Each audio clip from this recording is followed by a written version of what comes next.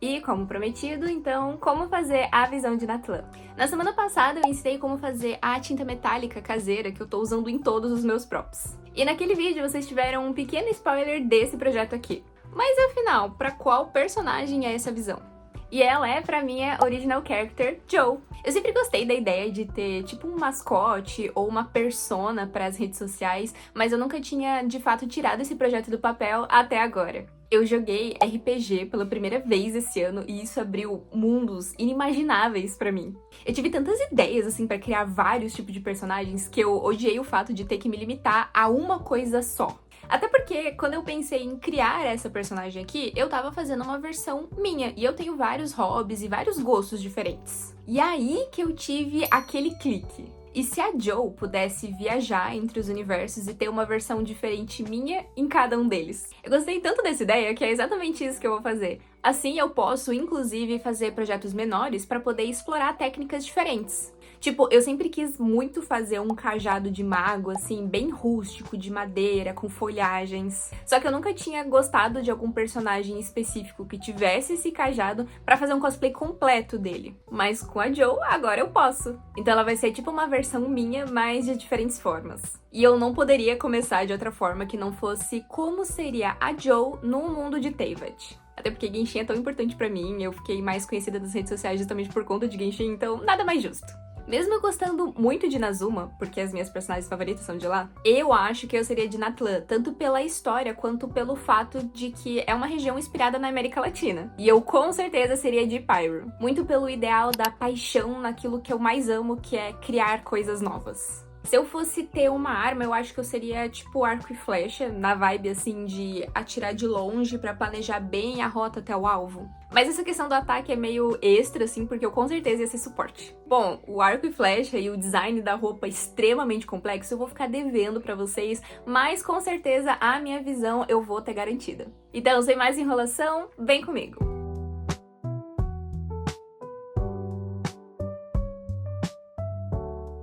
Lembrando que eu também tenho um vídeo aqui no canal bem completinho fazendo a visão de Sumero e de Fontaine. E ambas eu disponibilizo o molde gratuitamente para quem quiser fazer. E claro que nesse vídeo aqui não seria diferente. É só você entrar no primeiro link na descrição, fazer o download desse arquivo aqui, imprimir e seguir esse passo a passo para também fazer a sua visão de Natlan. Então agora vamos para os materiais que você vai precisar. Para a estrutura da visão, eu usei EVA de 2 e 4 milímetros.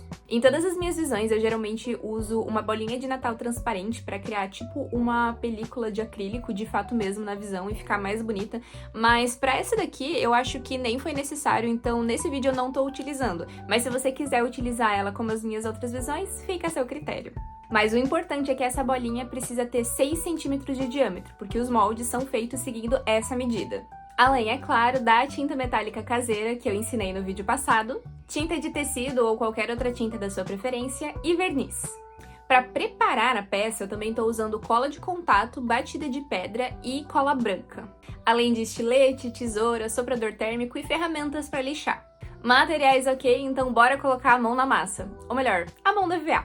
Eu comecei cortando cada um dos moldes na espessura de EVA indicada, totalizando 2 bases e 4 círculos em EVA de 4 milímetros, e mais uma base e 2 argolas em EVA 2 milímetros. E sim, essas são todas as peças que você vai utilizar. Essa com certeza é a visão mais fácil de todas as nações.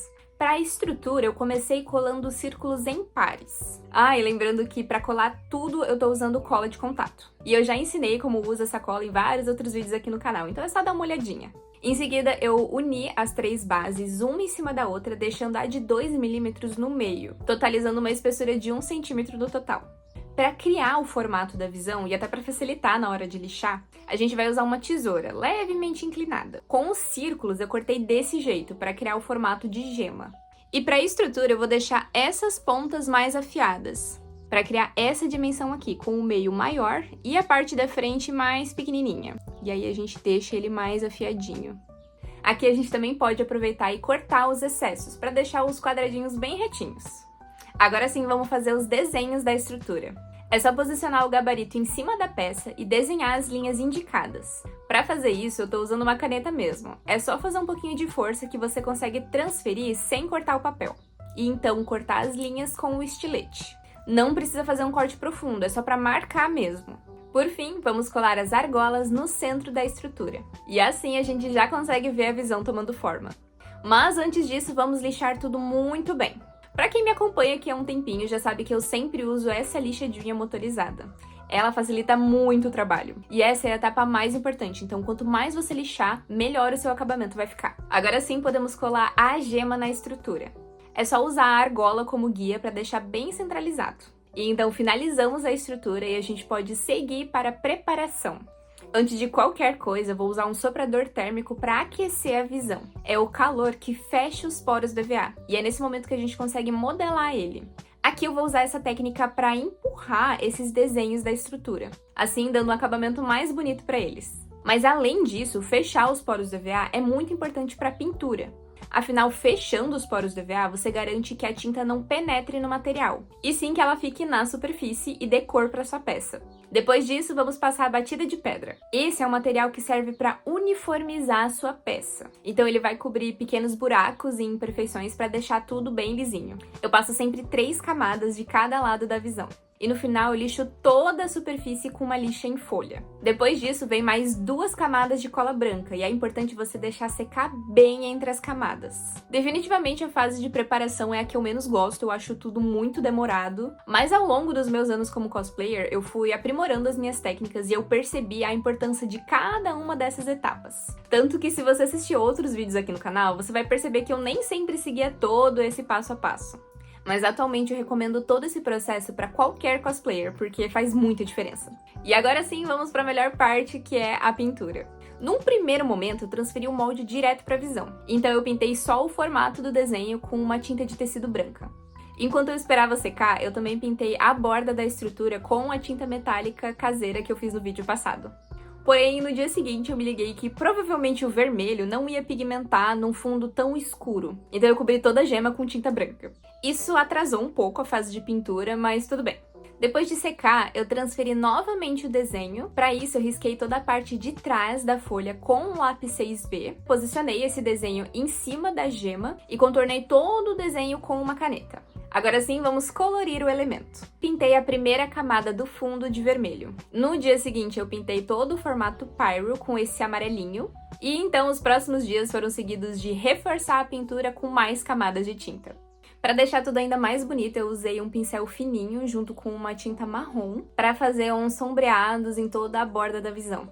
Além disso, eu também usei um pouco de maquiagem com um pincel mais fofinho para trazer esse efeito de fogo mesmo pro elemento. E sinceramente, esse foi o meu detalhe favorito no projeto. Por fim, passei verniz. Não é necessário você utilizar verniz, principalmente com a tinta metálica, porque ela já fica bem pigmentada, ela não transfere, é tudo bem bonitinha. É importante tomar um pouquinho mais de cuidado com a tinta de tecido, porque ela pode sim acabar transferindo com o tempo, então o verniz vai dar aquela camada extra de proteção. Mas nem somente pela proteção o verniz ele dá um brilho extra que eu acho que com a visão faz muito sentido. Então, claro, isso é opcional, mas é a minha recomendação pessoal que faz toda a diferença. Nesse momento, depois do verniz secar, que aí eu fui ver e eu preferi deixar sem a bolinha transparente, que eu geralmente uso nas minhas visões, né? Mas aqui também fica a seu critério se você quer deixar com ou sem. Por fim, então, esse aqui ficou o resultado. Com certeza essa aqui virou a minha visão favorita. A cor do elemento eu acho que deu todo um charme pra visão. E claro, eu também acho que combinou muito com a Jo. O que vocês acharam? Faz sentido eu ser de Natlan? Faz sentido eu ser de Pyro? Eu quero ouvir a opinião de vocês aqui embaixo nos comentários. Eu espero de verdade que vocês tenham gostado tanto do tutorial quanto dessa personagem, que vai ser um grande projeto e vai ganhar novas versões em 2025. Então não se esqueçam de deixar um like, um comentário, de me seguir nas minhas outras redes sociais. Ah, e se vocês fizerem qualquer uma das visões que eu já ensinei aqui no perfil, me mandem uma foto no Instagram que eu vou amar ver o resultado. E então a gente se vê no próximo projeto na semana que vem. Tchau, tchau!